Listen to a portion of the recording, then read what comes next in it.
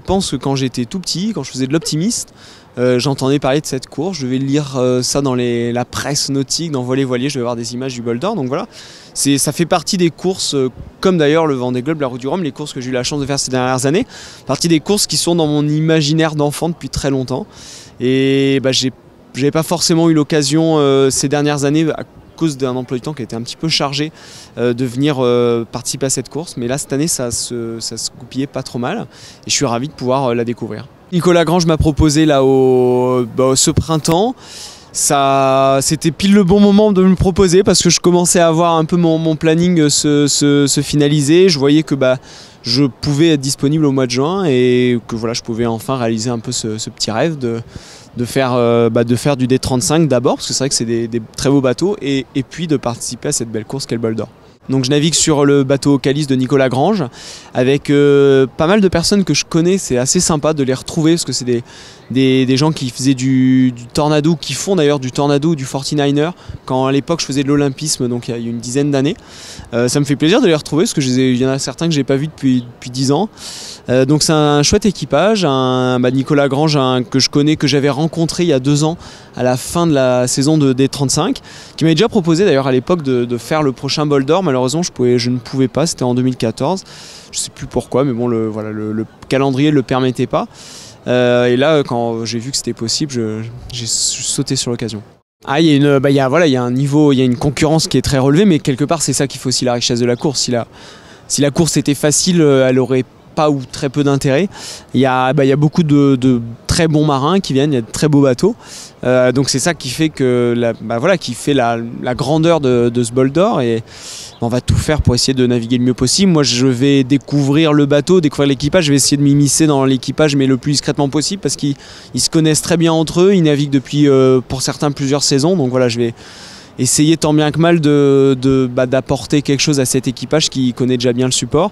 Et puis on va essayer de jouer, rigoler. Je pense qu'il faut prendre ça comme un jeu parce que c'est vrai que c'est assez aléatoire la navigation sur le lac. Il faut être opportuniste et puis on va essayer d'en tirer parti. Il faut être patient quand on fait de la voile. Ça, je crois que c'est une qualité indispensable. C'est de la survie même, hein, la patience quand on fait de la course large. Je vais voir si je suis suffisamment patient pour le lac Léman. La course large, d'une manière générale, c'est vrai qu'on est quand même à des moments où il n'y a pas de vent et puis on n'a pas le choix que d'attendre. Donc voilà, faut être capable de gérer la course dans la durée. Le bol d'or, c'est aussi un petit peu ça, hein, parce que ça va probablement demain pas se faire en quelques heures. Il va falloir prendre son mal en patience, ne pas louper des coups et en même temps être capable d'être bon jusqu'au bout. La course large, en effet, je pense à une bonne école de patience. Pour citer des exemples, j'en aurais plein, mais je pense en Figaro, en Méditerranée, où des fois, c'est pareil, le vent est très instable et puis des fois on est dans une zone sans vent. Je pense à une Cap Istanbul, je pense en 2008, où le bateau, j'étais dans une zone sans vent, les autres passent à côté et puis il faut attendre que le vent arrive. Enfin, attendre, il ne faut pas attendre et se croiser les doigts, hein. Il faut tout faire pour, avec le petit peu de vent qu'on a, essayer de grappiller quelques mètres pour rejoindre les autres. C'est pas toujours facile.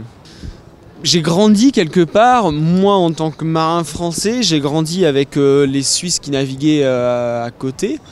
Comme je disais, quand j'ai commencé la voile par l'Optimiste, il y avait déjà une équipe d'optimistes qui était très forte à mon époque, qui je crois l'est encore peut-être plus aujourd'hui.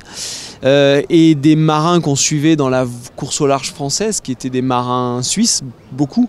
Les frères Bourgnon, Bernard Stamm, Dominique Vavre. Enfin voilà, il y a beaucoup de grands marins de course au large qui ont évolué ces dernières années et qui montrent que les Suisses sont des marins.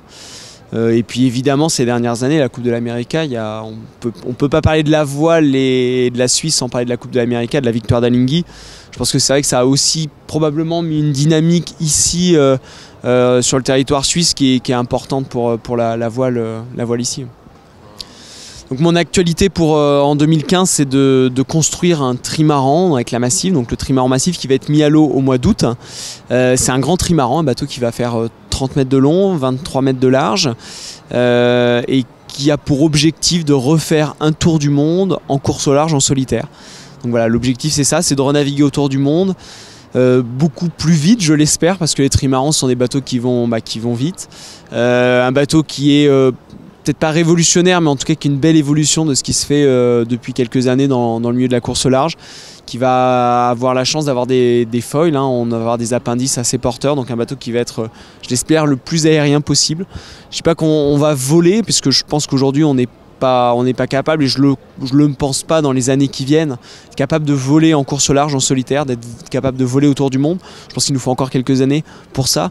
En revanche, on s'inscrit vraiment dans cette démarche-là de naviguer de manière le plus aérienne possible. Et c'est vrai que moi, voler en course au large, en solitaire, c'est quelque chose qui me fait rêver. Et ce projet avec la Massif là, sur ce trimaran va dans cette direction. Donc je suis ravi de pouvoir progresser dans ce domaine-là. On l'a vu sur la Coupe de l'América, la bonne idée de faire des foils donc avec une forme de foil très particulière ont permis tout simplement d'apporter de la stabilité sans forcément qu'il y ait l'électronique, même si derrière ils ont aussi de l'électronique évidemment. Peut-être qu'il y a des bonnes idées qu'on n'a pas encore, mais qu'on aura dans les années qui viennent et qui nous permettront d'apporter de la stabilité. En solitaire, on aura de toute façon toujours un pilotage du bateau, un pilote automatique hein, pour contrôler le bateau. C'est vrai que c'est vraiment dans la course au large en solitaire notre bras droit, hein, le pilote automatique, et il n'y a aucune raison de ne pas penser qu'on ne va pas progresser dans ce domaine-là. L'électronique est évidemment un domaine de recherche et de développement sans fin. J'ai la chance d'avoir un partenaire avec Intel aussi qui nous accompagne dans cette démarche-là pour aller plus loin et pour essayer d'imaginer la voile de demain. Ouais. Il y a beaucoup de belles choses qui se passent aujourd'hui dans la voile d'aujourd'hui.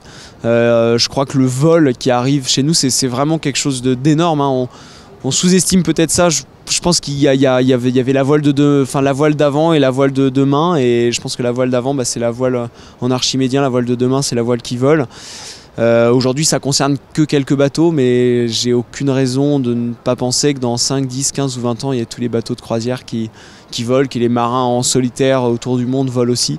C'est extraordinaire ce qui est en train de se passer en ce moment.